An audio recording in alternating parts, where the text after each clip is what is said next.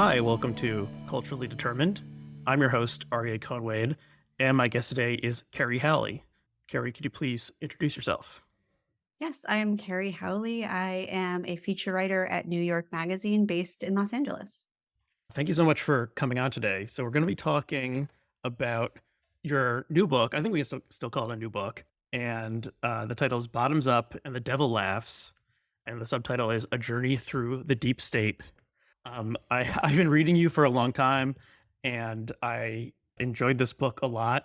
It is a bit hard to sum up what it's about, um, but I think when I was reading it, I said to someone, "It's about whistleblowers, and it's about sort of like the security state, and it's also about like how the internet has made our lives all so weird."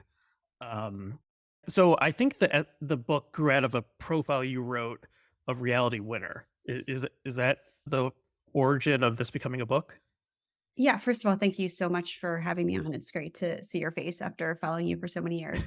Um, where did this book come from? I mean, I think clearly the profile of Reality Winner got me curious about all the context around her. Like, could this, is this coming of age story possible in this country? But I think the book itself is more rooted in this anxiety that I feel and I feel people around me feeling, which is basically everything we're doing is being recorded, right? We're constantly being tracked. Like the internet has become inseparable from surveillance. And yet we're all just behaving just the same for the most part, right? Like nothing, very little about our behavior has changed. In some ways, this is generational, I think.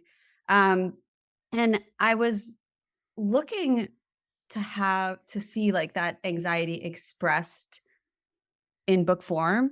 And whenever I would see somebody dwelling in this weirdness, it would be for a brief moment. And then the book would become a book about like the Fourth Amendment or a history of the entirety of surveillance or, something about something like deeply political.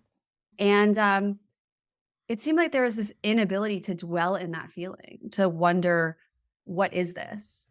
The only like artifact that I could find that reproduced the sense that I'm talking about is a poem by the poet Jorie Graham, which opens the book called Overheard in the Herd.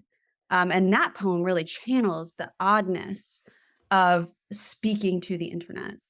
And so I kind of wanted to recreate that in prose, and I think sometimes the book succeeds and sometimes it goes back into, it's like every book is you're constantly fighting, working against banality, right? And like sometimes it's like an act of resistance against banality, and sometimes you win that that battle, and but then you got to start fighting it again. So um, I was trying to like defamiliarize and get back and just like dwell in that feeling so I could better understand it.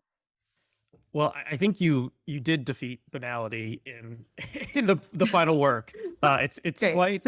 I recommend it to pretty much anyone who is like if you spend time online, you will probably be interested in this book, and that's basically everyone at this point. Um, and yeah, it's you focus on some specific people and the like unusual things they've done, but I think you do, yeah, just capture the strangeness of this system that we've sort of like yeah entered into without really thinking about it, or it's been built around us and we've sort of helped build it Yeah. without stepping back and thinking about it. Yeah, Um, it like emerged around us, and that makes it very difficult to define. It's kind of we've like absorbed it in our bodies in such a way that it's become really hard to talk about.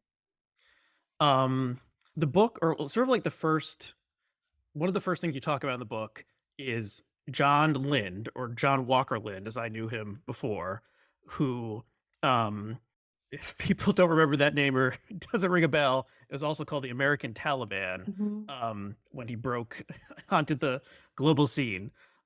This is someone I hadn't thought about in a long time, and yeah, who just purposely removed himself from the news. Why did you decide that was sort of like the first profile or sort of like person story you were going to follow. Yeah, I'm interested in the way lives like weave themselves into history. And John Walker Lind eventually found himself at the absolute wrong place at the wrong time. Um, Post 9/11, he was in Afghanistan fighting alongside the Taliban. Um, but prior to that, what was so interesting is that he had decided pretty early on that he was going to participate in jihad, which is like not to say he was interested in disrupting the United States at all. Like that wasn't really geopolitically, he wasn't interested in the United States, although he came to be seen as like enemy number one. Um, but like it was fine. Like nobody was tracking him. He had this freedom to go to the Middle East to be studying at these camps that Osama bin Laden frequented. And it just wasn't something the government was interested in tracking. And the sense of having that untraceability is interesting to me. Um, at the same time, there is this like he kind of he sparks this thought experiment. Like many of us, when we are 18, 19, 20 years old, as he was, have wild ideas about moral purity and our plans for fixing this fucked up world. And like, what if you had acted on them, right? What if you believed the things you said you believed at that age? To me, this is a story about that kind of um like supercharged idealism. I think quite misguided idealism, but I think there was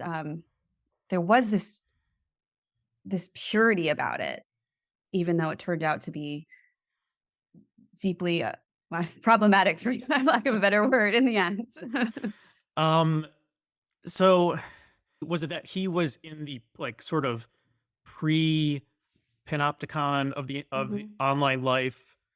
Like he was one of the, the last, like when he, when he was captured in like late 2001 or early 2002, that the system hadn't really been built yet. And he had been living in like Pakistan and Afghanistan for a couple of years. And so he didn't have like a Mhm. live journal or anything. Yeah. Like, Yeah, or I is mean, it, I or think also getting mixed up with the Taliban and Al Qaeda, which leads to like the security state being created. Maybe yeah. it's all these things. I mean, this is all one could mount many counter arguments here, but you could conceive of it as the formative moment of his life was the American response to 9/11, at which point the panopticon that I'm describing was kind of born. And, Mhm. he existed prior to that. Right. And he is also like maybe like the one of the oldest millennials who counts as a Yes. millennial. And I don't know if this is just coming to mind. I mean, he's 2 years older than I am, um, and so I guess so a lot of the book is about Reality Winner, this woman who ended up being convicted and getting like the longest espionage charge or the longest sentence for Espionage Act charge. Longest sentence for an Espionage Act charge. right. Who was also a young idealistic Mhm. person who was, I guess, about 10 years younger than Lind, and her path through it. So are they, yeah, what is, putting these two figures, Winner and Lind together? What is it just the difference in one's started pursuing their idealistic vision, in like early 2000 and the next one about 10 years later or Well, first of all, thank you for characterizing John Walker Lind as an elder millennial, because that like opens up a whole portal for me that wasn't there before. Um, but I think that's quite relevant. Like Reality Winner is not a millennial, and um, when she heard about 9/11, Reality Winner decided that she was going to learn Arabic and that she was going to be the kind of person who brokered a peace such that this wouldn't happen again. I mean, it was something that was deeply meaningful to her. She had conversations with her father about um, different iterations of Islam.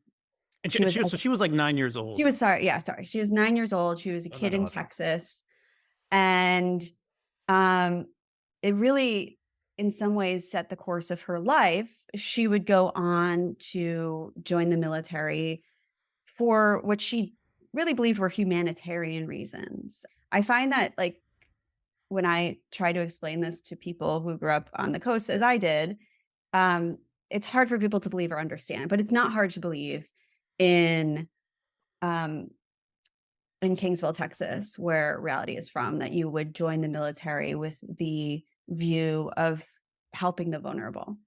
Mhm. And so she both wanted to get out of her small town. She wanted to travel. She wanted to help people. None of these things turned out to be what the military gave her. The military gave her training as a linguist. She learned Dari, Pashto. She would end up translating conversations that were had in these languages in the areas, some of the same areas that John Walker Lind had traveled through, fought in. And she would be doing this in Maryland, so she never really got to travel. And as a result of her paraphrasing their conversations, which she called gisting, um, many people died. Um, and so you have all of these cross currents. You have someone who's growing up in the wake of this surveillance state and participating in it and deeply, deeply harmed by it. Right. So she did she end up at the NSA, or she just had Yes. access So to the NSA? she knew was a contractor at the NSA, but yeah, she was at the NSA. Okay. And yeah, so the things she was listening to were like intercepted communications between people the American government thought were terrorists or Iraqi insurgents or something like that, and she was translating their conversations. So Yeah, this that is when she was in the Air Force and like prior to working as a contractor. And something that somebody told me was that everyone she was listening to knew that she was listening, right? Like the surveillance is so pervasive that the people having these conversations are like well aware that there's somebody in Maryland taking it down. Mhm. um you talk about other people who became famous over the past 20 years for being involved in mostly whistleblowing about the security state or surveillance. So some of those people are Edward Snowden, Chelsea Manning, Julian Assange, John Kiriakou. Is that how you say his name? Mhm. Um, and at a certain point, and so these are controversial figures, all of them. Yes. Um, at a certain point, I was thinking, maybe halfway through the book, I was thinking, like everyone in this story like thinks they're doing the right thing. Um, and John Walker Lind went to like ended up, he wasn't like, well, I want to like kill Americans, and so I'm gonna Right. like go and like find a way where I can participate in a war. Like he just was following what he thought was the right thing to do, and yeah, and Reality Winner saw entering the military as a way to bridge bridge divides between different groups of people. And then mostly it seems like the people who become whistleblowers, like they are driven by a sort of fierce idiosyncratic moral urge Hmm. to reveal what they know about the security state. And so they seem to largely be thinking like you're driven by like the moral conviction that like I have to do this because this is what's right. And then by the end of it, I don't know if I still agreed with that sort of, you Hmm. know, assumption. But how does that strike you? I mean, I think that's true. And I think we've built a system that puts hundreds of thousands of people in that position because we have overclassified such massive amounts of information and then given a bunch of like 18-year-olds access to it. And so you have someone like Reality who's someone who's really proud of giving the straight truth, right? Of someone who has like a compulsion to help constantly, which creates conflict. Like, you know what? I might not want help with what you perceive as my drinking problem, right? But like someone like Reality is going to help you. I might not want to be better informed about like animal abuse at SeaWorld, but Reality is going to inform you, right? And so she felt that we ought to know something. And she came across some documents that she then liberated. But I don't know where I was going with that. But yes, I mean, clearly the whistleblowers feel a moral urge to do this. I think a lot of them aren't, and I say this admiringly, aren't great at compartmentalizing. So a lot of us are compromising morally constantly, and that's going to be a little harder for someone with this personality to do. Right. And I remember like when the WikiLeaks Snowden leaks started happening, and there was a lot of talk about like who is this type of person who is a whistleblower, and um like it happens very rarely, but like what are there things that draw together the different groupings? um do you see commonalities between some of these figures, or ones who like maybe do not fit into this, like perhaps Assange does not really fit um into this mold, or am I wrong about I that? mean, I don't want to build a binary. I mean, I think everybody's motivations are complicated, and I'm much more interested in like exploring people's rationalizations and reasons and the way they come to any particular decision, than like deciding whether that was the right decision. People are constantly asking me if reality like is good or bad. Uh-huh. Not that you're asking me that. What I'll say about Snowden, which just kind of occurred to me, is that so I was once at a festival with the poet Robin Cost Lewis, who's this towering, incredibly influential and important Black poet. And she was talking about another poet. And she said, you have all this privilege. What are you going to do with it? All you can do is play with it. And that is how I think of Snowden. I think of him as somebody who has so much privilege. He's like this white, nerdy guy who has the privilege of being invisible. And he played with it. He used that privilege for what I continue to think is like a great good, Hmm. And so like I think he's a kind of a model for the rest of us. Like, what is it? Um, where is it that you can be invisible, and thereby, sneakily affect some change? So like you're talking about these people, so there's probably a large chunk of Americans who think that all these people we mentioned are like traitors and deserve to be locked up for as long as possible. But I think one of the one of the people who comes off, and you present them in their humanness and their complexity very well. So if someone reads this book, they probably will not keep thinking. They would have a hard time thinking, you know, uh, they should just be locked up. But one person who comes off quite poorly, I think, in the book is Glenn Greenwald. Mhm. And people who follow me on Twitter know that I've been ragging on him for a long time. But and so perhaps this is my bias creeping in. But the way that like when you compare figures like Snowden and Manning and Winner, and with like the seriousness, they treat the things, or maybe in terms of Winner, not seriousness exactly, because she sort of made a snap decision to send the documents to the Intercept. But like, I don't know. What do you think of this? Am I being too harsh on Glenn Greenwald, that he sort of comes off looking horrible in this entire thing? I mean, the first thing I want to say is I don't want to talk about Glenn Greenwald, but what Okay. I will say is that I think that he is a very strong debater, and that he used that for good at a particular point in history. And I think there's a difference between being a good debater and a good journalist. Right. And yeah, and I think he's not a journalist, in my opinion. I've called him like a, internet provocateur or something like that. Yeah, he's very good at arguing and riling people up and getting attention and so forth. And that seems to be mainly what he's spent the past decade or so doing, is riling people up and getting attention and fighting online. But okay, so well, why don't we talk about what reality did, and like how and why she did what she did, Mm. and then like what happened after it. Sorry, that's too big of a question No, no, for no. for one answer. Um, when Reality was 25, she was working at NSA Georgia. She came across a document that seemed to suggest Russia had meddled in the election, So this with the was in 5 like 2017. it was in So 2017. Thank you, after Trump yes. was elected. Yes. And she walked out of the NSA with that, tucked into her pantyhose, I believe. She then waited a little while. She sent it to The Intercept.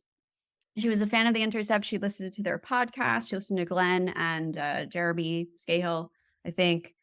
And, it made sense, right? Like, if you knew a little bit about The Intercept, you would think, "Hey, this is the, publication of Snowden. This is a place that protects whistleblowers." But if you knew a little more, you might know that this is not a place that's that interested in a narrative about Russia interfering in the election. Um, but anyway, she sent it to The Intercept, and they screwed it up. Um, they weren't used to anonymous documents just like arriving in the mail. Like that was a weird thing for them. Mhm. Um, and they had the best digital security team arguably in the country. I mean, I think they did.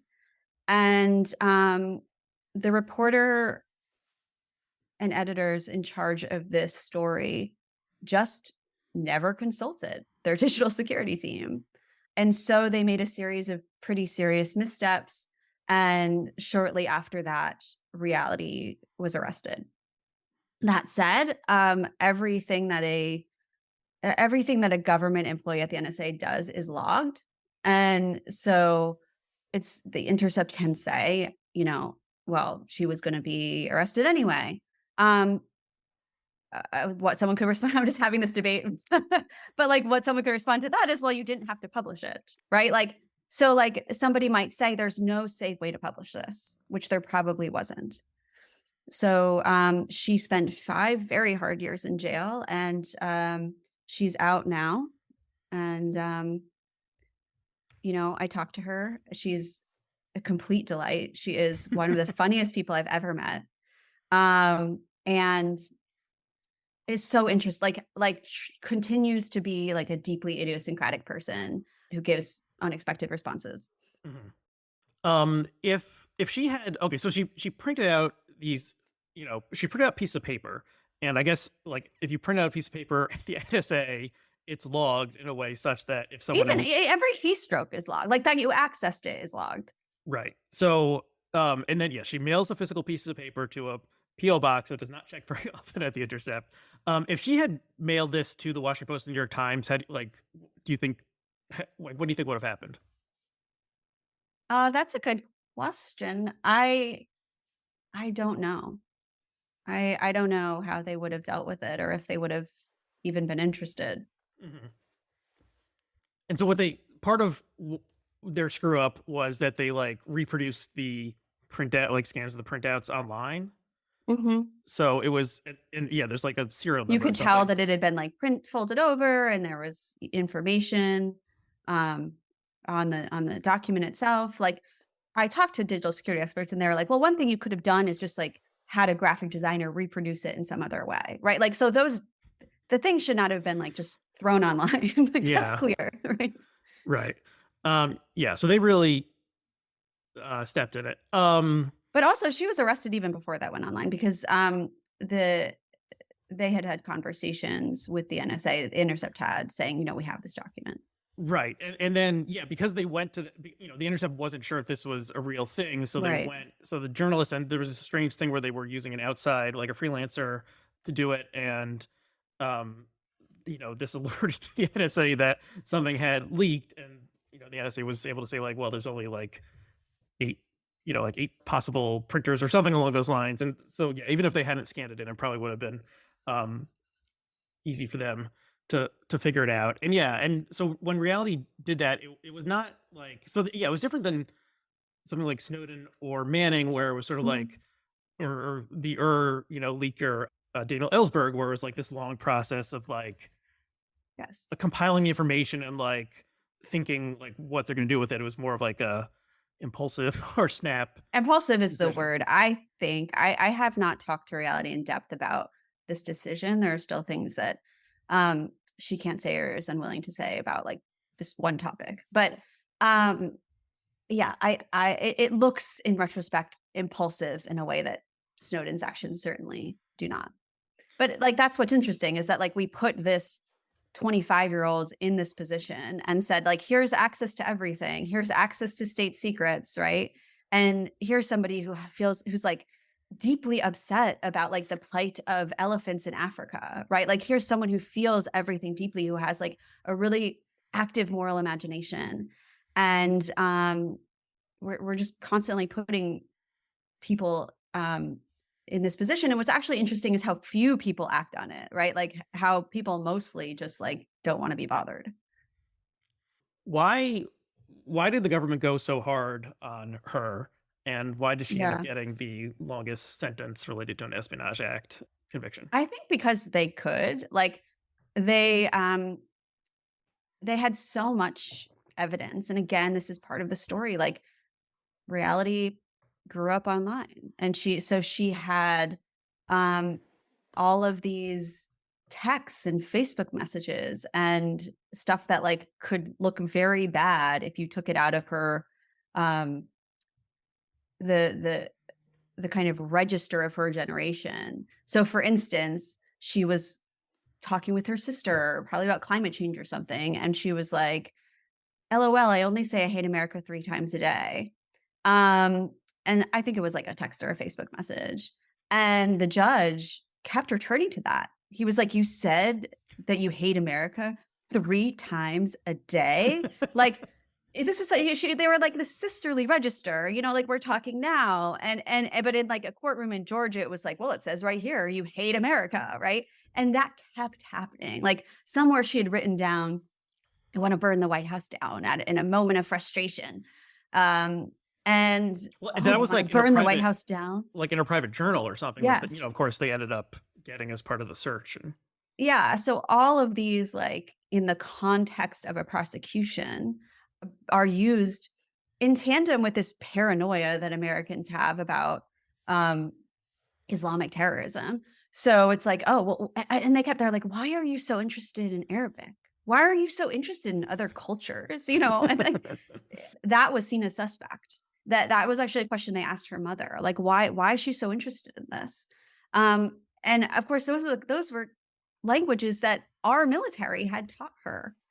And then when she's on the stand, everything reality did at work was a secret. She was not allowed to talk about it.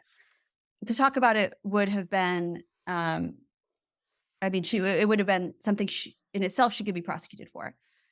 And so she's on the stand or her parents are on the stand and the prosecution is like, "Is your daughter like an evil terrorist?" And they're like, "No." But the prosecution is like, "Well, you don't really know her, do you? Because she can't discuss her work with you." So kind of everything that the military had shaped reality into then began to look nefarious in the context of the courtroom. Mhm. Right. So one of the people who I think, is not like just trying to do the right thing, seemingly from your telling, is the prosecutor, who you do not paint a very you would not want to be prosecuted by this woman. Um, and yeah, it does seem, I mean, like government prosecutors succeed by getting convictions and the longest sentences possible, I guess. Right. So I so mean, there's and that. that's like you have to think in that really small, narrow way. Like somebody sent me like an awards booklet from some dinner in which she and her team were like given an award for getting the longest sentence off an Espionage Act charge. Like that was the goal, right? Like they weren't thinking about like broad questions of justice or like who is reality winner. Like Mhm. their job was to punish her, right? It was to get her in prison, which they did for an obscenely long time. I mean, 5 years for 5 pages is like, Yeah, and for a you also document that harmed nobody. yeah, and you also talk a lot about reality's experience in prison and in like before she was Mm, formally charged, and how bad it was, yeah. and how she like tried her best to make it a livable situation. But yeah, it's the book is also like just a description of the like inhumanity of the American carceral system on various levels and all these strange things. Like the prison was very far away from the courtroom. Mhm. Remind me if I'm getting these details wrong, but like so transporting her like took an extra long time. So it was just like you know, it seemed like everything was It like they were was, like, doing deeply everything to stacked make against the defense yeah. because, everything was cryptic and secretive and, involved, like, all of these insane laws that made it impossible for even her team to talk to one another because to do so would have imperiled the state, right? Um, that said, like, reality is very funny and she's very funny in the book, so, like, she never lost her, like, her kind of, like, "fuck you" sense of humor. So, she described to me, like, at some point, there was this horrible cartoonist in the courtroom who would draw the worst, most, like, disfigured pictures of her and put them in and she would see them in the newspaper. Oh, Um, like a sketch the artist. sketch artist, yeah, and so she one day just, like, made intense eye contact with him and picked up a pen and started sketching him, or she was constantly just, like, calling the White House with a friend, just asking to talk to Trump. Um, uh, she, um, she was, like, aware of the absurdity of all of this, just in the way that you and I are talking all the way down, Mhm. and so she was like, "I would not have written the book if it weren't for, I think, the intense likability of this character." And there is a part of her that's just, like, that's disagreeable. Like, she's a deeply disagreeable person. She's a defiant person. Somebody who thinks, who, like, does not accept received wisdom, and it has gotten her in a lot of trouble, but it also makes her deeply endearing, I think, to the reader. Mhm. Yeah, it's a great portrait of her, and yeah, she's a fascinating character. And there's at least one movie and maybe more than one movie like coming out Yes. about her life. And yeah, and as you say in an offhand book, or offhand like line in the book, her name is Reality, and like this if you wrote a novel where the character's named Reality, people would say this isn't Yeah. realistic. Character named Reality, that's crazy. Okay, can we talk about the title and or do you Sure. want so if you read the book, the the meaning of the title is revealed late. And so it's sort of a spoiler in some ways or a funny reveal if you do read it. But I did want to talk to you about it because Yeah. it's quite interesting and I didn't realize it until I was reading it. I was like, "Oh my god, that's what it is." Oh, So so you had seen the video, but I you had didn't seen the remember video, that but quote? years ago. And so okay, Okay. Bottoms Up and the Devil Laughs. That's the title. Where does it come from and why did you decide this is what you wanted to name the book? So there was a viral video, I wanna say in 2012, that, featured a woman very persuasively arguing that Monster Energy drink is a tool of the devil. And, it's like it's this wonderful performance. It's this, like, unity of her physical, gestures. She's, like, manipulating the bottle, and she's punctuating her speech in such a way that it's, like, it's really well done. Um It's sort of she's at like a what looks like a trade conference Yes. or something, but I guess it's like a Mhm. conference for Christian like wackos or something. And so this is not like a TikTok front-facing camera video. It Yeah, was yeah, like, yeah. here's It's this just like someone woman, walked up to her with a phone, right? yeah, and she And has this patter. And so yeah. there'll be a link to this video in the show notes so Okay, people can see it if they haven't. good. She has this They're not doing a patter good where job. clearly she's done this 100 times before, and she does this whole explaining of yeah the Monster energy drink can, which people can't picture in their mind. The logo is sort of like three like tears, sort of look like the Roman numeral three, but it's the M of Monster. And then she has all these interpretations of what the secret meaning of this is. Um, and yeah, so people should watch this video. But okay, so how did that like how did that come to you to Well, first of all, title I your just book I this? so she ends I think one of the last things or the last thing she says is "bottoms up and the devil laughs," and I loved the rhythm of that. And this is a book that, you know, more than anything in this book, I'm engaged with the rhythm. Like that's where I always return. And so that was very important to me, the rhythm of that set of words. But then It's like iambic pentameter almost or something. I would have Da to da think da through da that, da but da da. I'll take yeah, I'll believe you. And then, uh, e it just takes you different places. So after that, I did a lot of research on Monster Energy drink, which is a very, very dark company. Yeah, and I'm going to be vague because this is one of the most litigious companies in the United States. But there have been a lot of um, sexual harassment claims, very serious sexual harassment claims made against this company. It's also a company that regularly crushes anybody who tries to sell a product with a name that involves the words like monster or beast or is like green. It's just like any like small business is lives in fear of them. And there are like lists of the most litigious businesses, the businesses who are like bullies when it comes to trade law Hmm. and copyright law, and Monster's always at the top. And so like they actually tried to shut down like a website called Monster Fish Keepers that was just like a website that made no money and was just like a forum for people who loved fish, like just that kind of shit constantly. Um, and so, you know, is Monster Energy drink the work of the devil? Like, what is the devil, right? Like, the devil is a shapeshifter, right? So we can't, maybe you have this like goofy idea of the devil as like a Halloween costume, but like, that's not what how the devil is going to emerge. Um, and so I just think we should take this thesis seriously.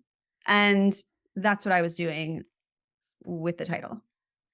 Okay, so the form of interpretation that this woman is doing in the video is sort of like QAnon before QAnon, of Mhm. looking at something and saying there's a secret meaning here that, like, if you look at it closely or study or do your own research, as these people say, you will, like, the secret meaning will become evident, and the secret is like there are evil forces conspiring Right. against you.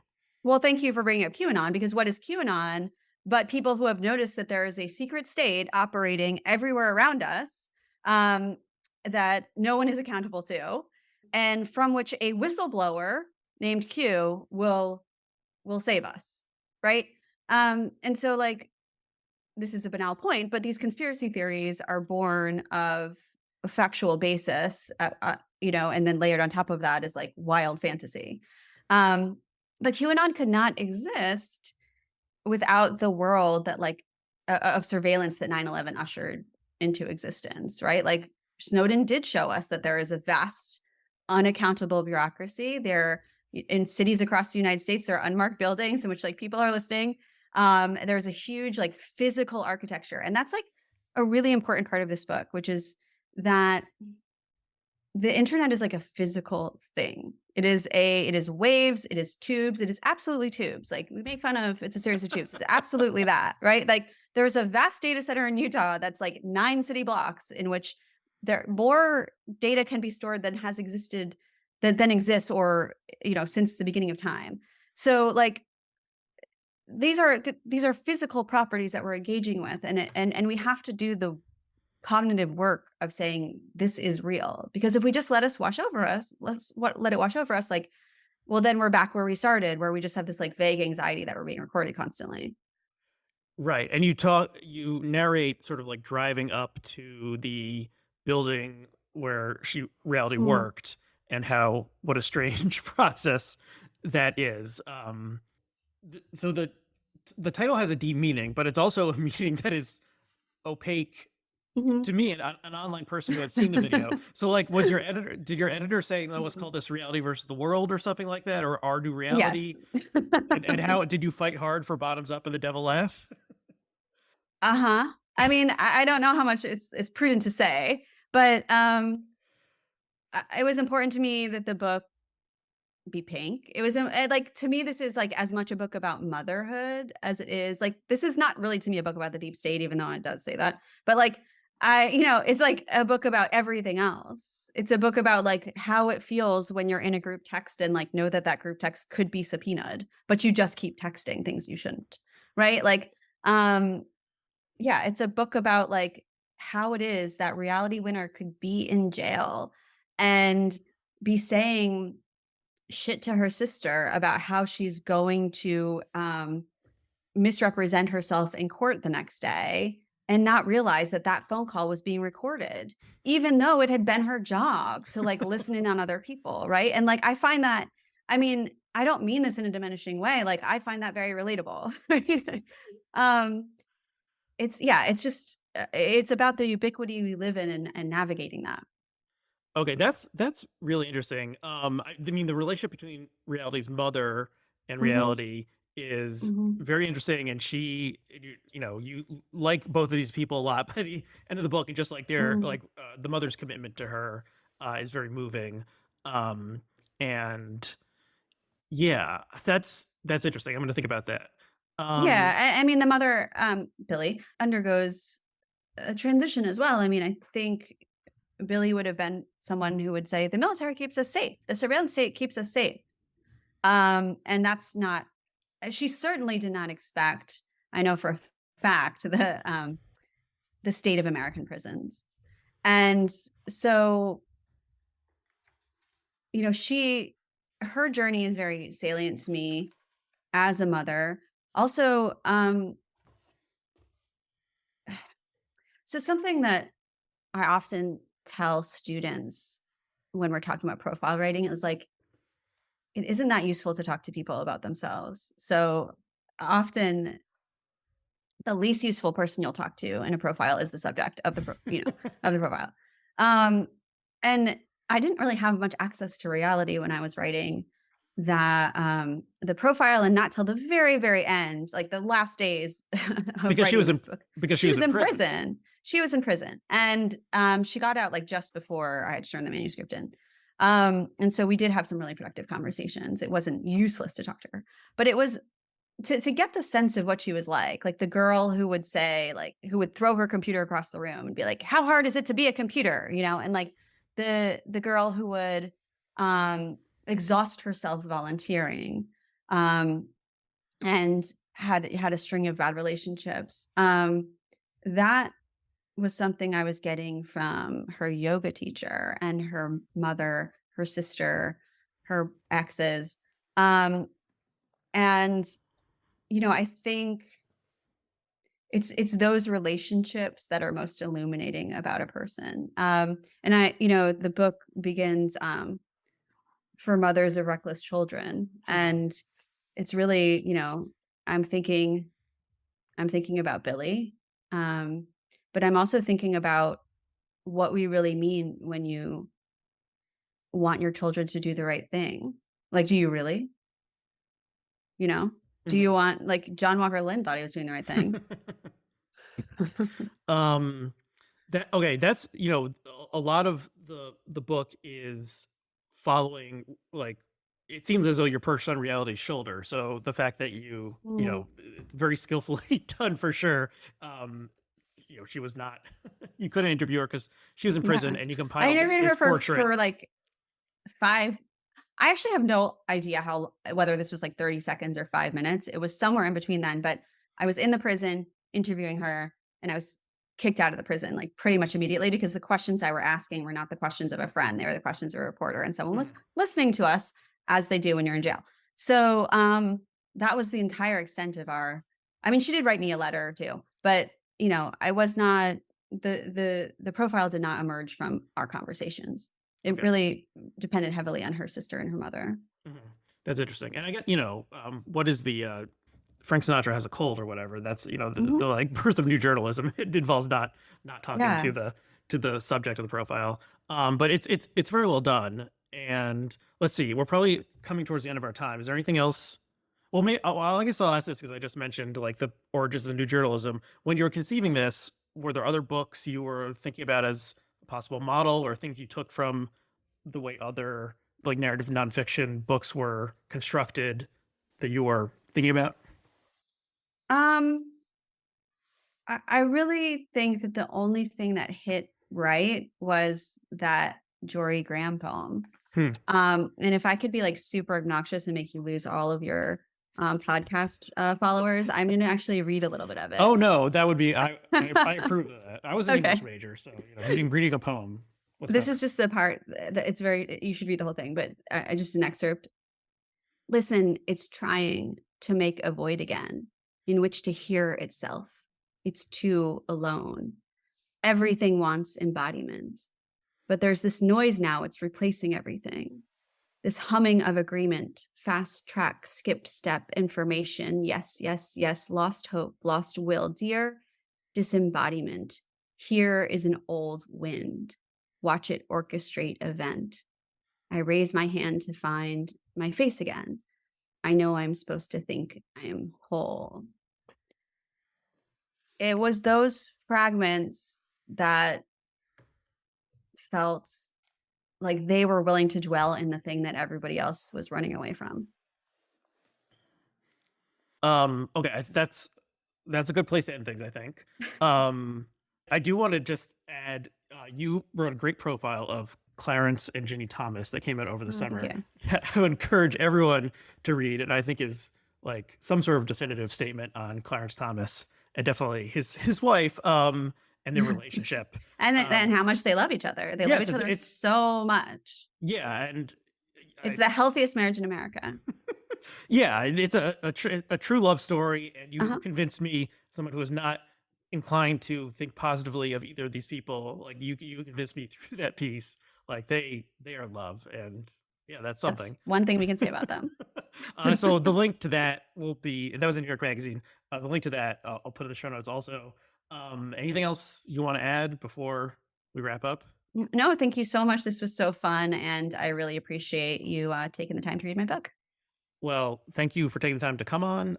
And so the title, once again, Bottoms Up and the Devil Laughs, A Journey Through the Deep State. A link will be in the show notes. People should check it out if they found this conversation interesting, and they can, rate and review and smash that subscribe button and do all those other things that someone somewhere is logging. And, it And might come it's at back. the Utah data center at this point, but Right. yeah, And you if you can. if you don't, like, I might someday find out about it. So That's um, right. so you might as well just yeah, give it a 5-star rating. Okay. Well thank you, Kerry, for doing this, and thanks to all the listeners. We'll see you next time. Thanks so much.